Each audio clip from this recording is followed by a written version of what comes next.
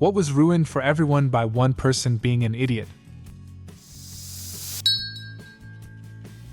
The guy that tried to get a bomb on a plane in his shoe. Thanks for that, a-hole. He got the bomb on. A few hundred grams of PTN, TTP and det cord. Just couldn't light the fuse. TSA confiscated his lighter. And liquids over 3 ounces. Thanks dude who tried to bring bomb materials in like a shampoo bottle or something. They took my hot sauce, man. They took my hot sauce. Funny story. Shortly after 9/11, my dad was flying through Memphis. He saw one security line was really long and one was empty, so he went to the empty one. Turns out the airport had just got one of the full body scanner ones and people were nervous about them. He had had a vasectomy recently, and he got flagged for a groin anomaly because of the staple in his scrotum, and he had to be searched. The guy that searched him was like, "Sorry sir, we don't like doing this any more than you like it." And my dad said something like, "Yeah, I'm sure you get screamed at all day doing this." And the TSA guy was like, "Actually, the worst fits people throw are when we confiscate their Corky's barbecue sauce." My old apartment complex's gym used to be open 24/7 until this one woman decided to bring her entire CrossFit group at 3 a.m. They dropped weights, blasted music, and damaged equipment. Ugh. This probably isn't one person, but there was one guy who would always load up the barbell with like 300 pounds and then when he was done just not rack his weights. Same guy would also for whatever reason just drop whatever dumbbell he was using onto the ground every time and drop the bar when doing deadlifts as well, when there was clear signage that neither the floor nor the equipment was suited towards those things. Now we don't have a bench barbell rack in the apartment complexes considering going only machines. People with bad gym etiquette are such scumfuck bastards. I don't understand why they don't just ban the person causing the issue. One of the people in my apartment complex works for the company, so I asked him, and he basically said that they didn't want to have to bother enforcing it, and in the future there would inevitably be other gym bros with no manners. As such, it would be better to adjust things now so they could be hands-free than risk more work and losing tenants. Personally, I felt like just checking footage based on reports and finding the person in question $5 or something for each incursion would have solved things very quickly. All tamper-evident packaging stems from an unknown person slipping poison capsules into Tylenol bottles in the 80s. Before that, nobody needed the jaws of life to open a box of crackers. It's been so thoroughly ingrained into our psyche now it feels like. I have trust issues with even slightly damaged yogurt containers. Just the other day I got one delivered, and although the seal was intact, one side was slightly crushed, and every fiber in my being told me to toss it anyway. After seeing that trend of people going to the store, opening ice cream, licking it, and putting it back, yeah, I have trust issues. I was attending a concert in high school, Sum 41 and Simple Plan. Someone threw a full water bottle on stage and hit the lead singer of Simple Plan in the face. He had to leave to go get stitches. Concert over. Simple Plan had played all of 2.5 songs. Had something similar in a Guns N' Roses concert at their peak. Dude threw something on Axl Rose, he dodged it, left the stage and never came back. At that point, they had played like 3 songs. And we stood there for 1 hour waiting for nothing until the promoters called it quits and opened the gates for us to leave. People throwing full water bottles is the reason they started taking the caps off when they sell them to you. People ruining everything. The kid who cracked his head open at the swimming hole we hung out at most summer days. We told him not to dive from there, he did anyway, so they closed it off for everyone forever. He didn't die, he just ran and told his mommy. He was not a local. Wow, didn't even have the decency to die.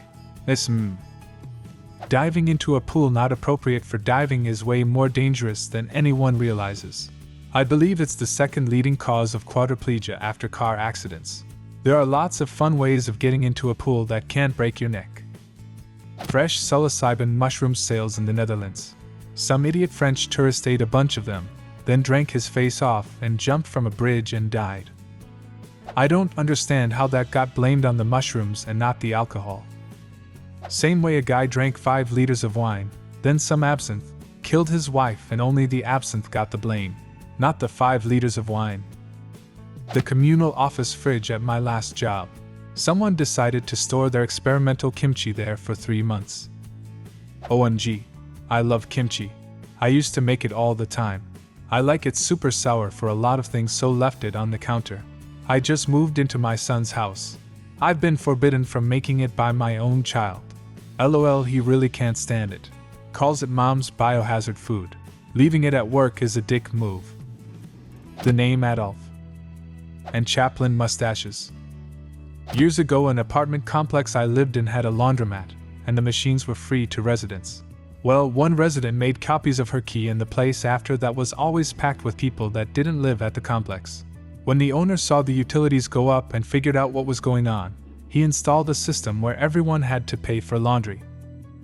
I had that happen to me, too. Laundry was free. The woman who lived next door to me let her adult kids come over and do laundry every weekend.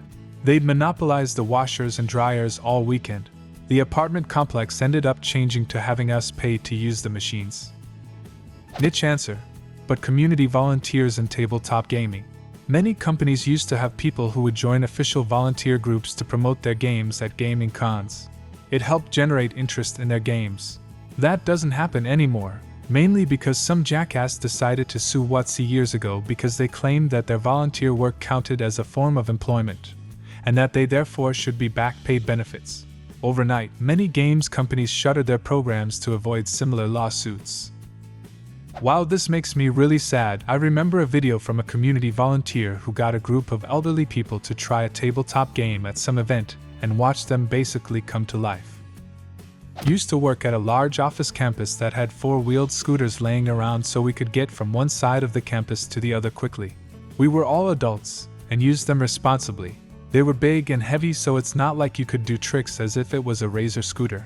The dumbass that would also pour vodka into their coffee got too drunk and fell off one of the scooters and lost most of his front teeth, tried to sue the company, and left bad reviews on Glassdoor and LinkedIn after they were fired for being drunk on the job.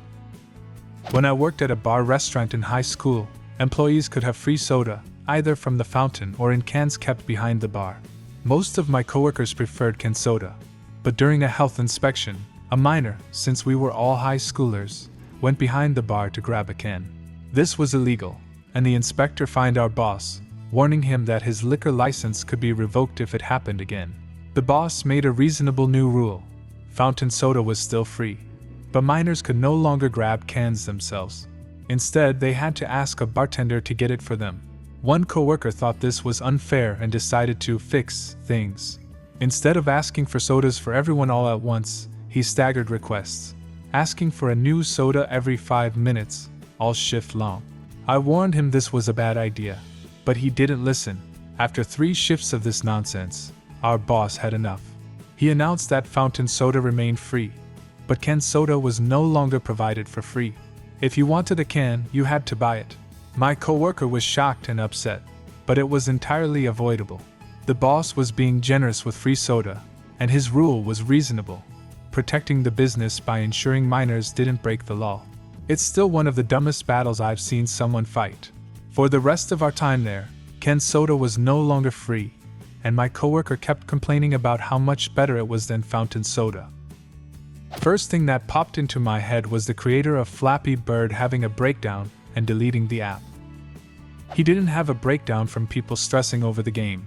He got a nervous breakdown from all the harassment by Vietnamese gangs extorting him. He was making thousands of dollars a day, and those a-holes believed they were entitled to their cut. They would slash his tires, vandalize his home, send him photos of family members threatening kidnapping, etc. He ended up deleting it to make the extortion stop. Not really, one person, but chewing gum was actually banned in Singapore because when the rapid transit system installed new siding safety doors on the station platforms, kids took great delight in jamming their chewed wad into the door tracks and literally gumming up the works. Computerized trains wouldn't leave until maintenance staff could be summoned to dig the gum out with a screwdriver and let the platform doors close. So the public transit schedule in overcrowded, fast-paced Singapore instantly went to shit. Which, of course, simply couldn't be allowed in such a micromanaged, top-down, autocratic nation. Result: federal authorities actually banned the importation and sale of chewing gum. I used to go to a customer's meat processing site, so they'd package up sausages, bacon, pies, cheese, etc. They are owned by a big supermarket in the UK. In the staff canteen they had a fridge where workers and visitors could buy all the stuff made on site. A large gammon joint was 20p compared to the shop price of £5, and all other products were dirt cheap too. They even sold the test flavors of sausages. All the products were branded up. Anyway, some worker decided to start selling the products to the general public. Due to it being branded, if people had complaints about the products, they'd still ring them into the supermarket. When the test stuff was getting complained about, it was quickly realized what was happening. Site limited items to 2 per person, and when that didn't stop the complaints, they totally stopped it. So thanks to the worker who ruined an enjoyable site to visit, and thanks to the complainers who bought cheap meat off a random person, but then complained to the supermarket they hadn't bought it from. McDonald's stopped giving out real Happy Meal toys and switched to paper ones. Thanks, some random kid who choked in 1999. The angry deaf person who got all UC Berkeley lectures removed from YouTube because there were no captions. What was ruined for everyone by one idiot? Leave a comment and subscribe to the channel if you want to see more videos like this one.